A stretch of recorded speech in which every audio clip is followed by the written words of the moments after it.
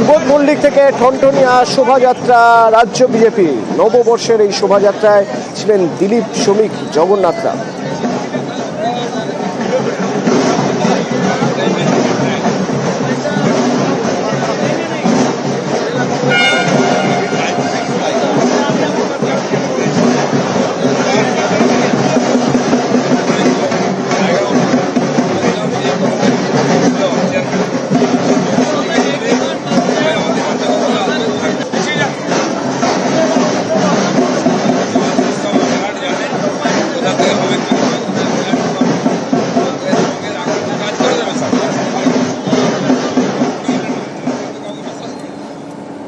আর ওদিকে বর্গভীমার মন্দিরে পুজো দিলেন রাজ্যের বিরোধী দলনেতা শুভেন্দু অধিকারী এবং তারপর মিছিলে হাঁটলেন একটা লাল খাতা নিয়ে।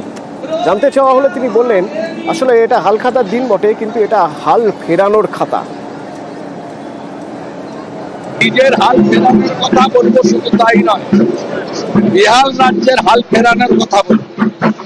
সবাইকে বলবো হাল খাতা করুন, কিন্তু এই রাজ্যের হাল ফেরানোর খাতাতেও আপনারা মায়ের কাছে, দেবীর কাছে, ভগবানের কাছে প্রার্থনা করুন। সবাই হাল খাতা নিয়ে যাচ্ছেন, আমি হাল ফেরানোর খাতাতে সিঁদুর লাগিয়ে নিয়ে এলাম। জয়প্রকাশ মজুমদার তৃণমূল নেতা আমার সঙ্গে এই মুহূর্তে ফোনে রয়েছেন। জয়প্রকাশ দা, আজকে এমন একটা দিন যে দিন সবাই সবাইকে শুভেচ্ছা জানাচ্ছেন। এই দিনে আপনাদের দলের তরফেও, বিজেপির তরফেও মিছিল বেরিয়েছে, শোভাযাত্রা বেরিয়েছে। সেদিন হাল খাতার জায়গায় হাল ফেরানোর খাতার কথা বলছেন মিছিলে হাঁটতে হাঁটতে শুভেন্দু অধিকারী, কি বলবেন? শুভেন্দু অধিকারী এই কথার চমকে এই পশ্চিমবঙ্গের অবস্থাকে যে তারা খারাপ করার জন্য চক্রান্ত করছেন, বেশ কিছুদিন ধরেই চক্রান্ত করছেন পশ্চিমবঙ্গকে অশান্ত করার জন্য, সেটা তো এখানকার মানুষ বুঝে গেছে।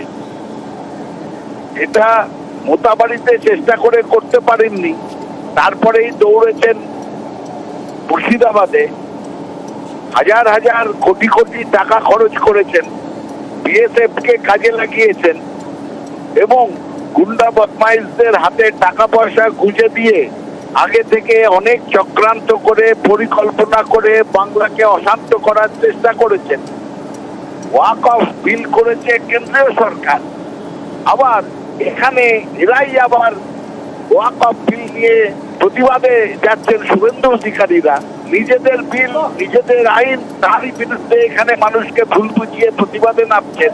এইসব ছলনা করে আপনি মুর্শিদাবাদ প্রসঙ্গ যখন তুললেন, জয়প্রকাশ একটু প্লিজ শুনুন, জয়প্রকাশ একটু শুনুন প্লিজ। আপনি মুর্শিদাবাদ প্রসঙ্গ যখন তুললেন, আপনার রিয়াকশন নেব আমি এই মুর্শিদাবাদ প্রসঙ্গেই।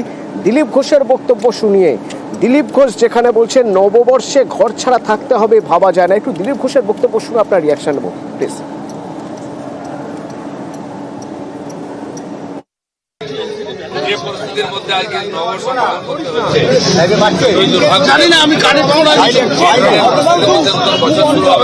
বাড়ি ছাড়া হবে নববর্ষে,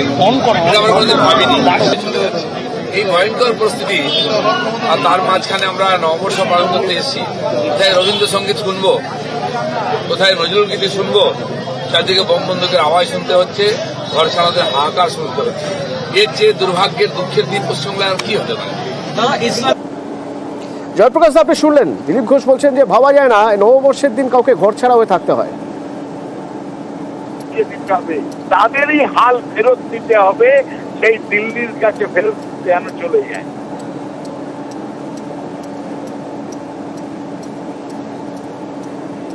জয়প্রকাশ আমার কথা শুনতে পাচ্ছেন?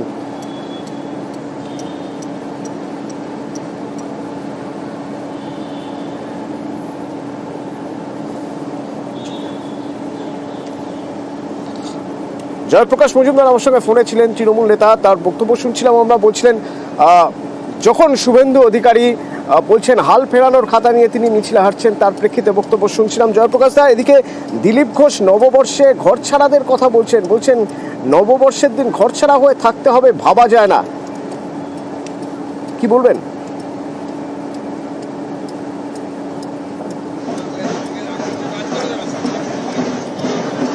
দিলীপ ঘোষের বক্তব্য আরেকবার শুনবো, পরবর্তীতে জয়প্রকাশ মজুমদার কি বলছেন জানাবো আপনাদের।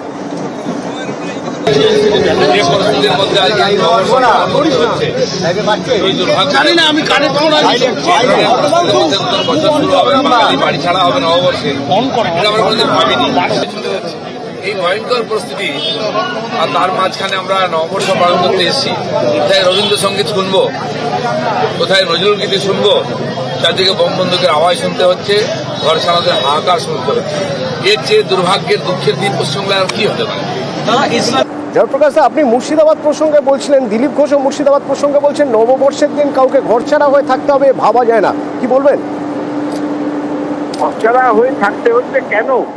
দিলীপ ঘোষরা চক্রান্ত না করলে তো থাকতে হতো না। তারা বাংলার বিরুদ্ধে চক্রান্ত করছেন, বাংলার লোকে তাদের ভোট দেয়নি, সেটা মেনে নিতে অসুবিধা কি?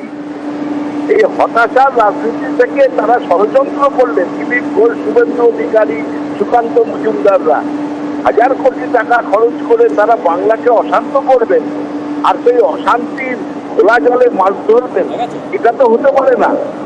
বাংলার মানুষ শান্তিতে থাকতে চায়, শান্তিতে আছে এবং ভবিষ্যতেও শান্তিতেই থাকবে, কারণ মমতা বন্দ্যোপাধ্যায় মাথার উপরে আছে। এই দিলীপ ঘোষের চক্রান্তে, বিএসএফ এর চক্রান্তে বাংলাদেশ থেকে খুব বদমাইশদের নিয়ে এসে, ঝাড়খণ্ড থেকে কিছু লোককে নিয়ে এসে এইভাবে অশান্তি তৈরির যে কুপরিকল্পনা, সেগুলোকে বানচাল করা হয়েছে। সামনের দিনে দিলীপ ঘোষদের তাদের সমস্ত ষড়যন্ত্র বানচাল করে বাংলায় শান্তি বিরাজ করবে।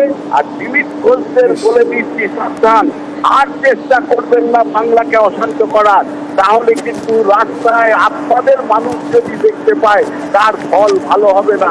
অশান্তি ধন্যবাদ দাদা। জয়প্রকাশ মজুমদার আমার সঙ্গে ফোনে ছিলেন, তৃণমূল নেতা।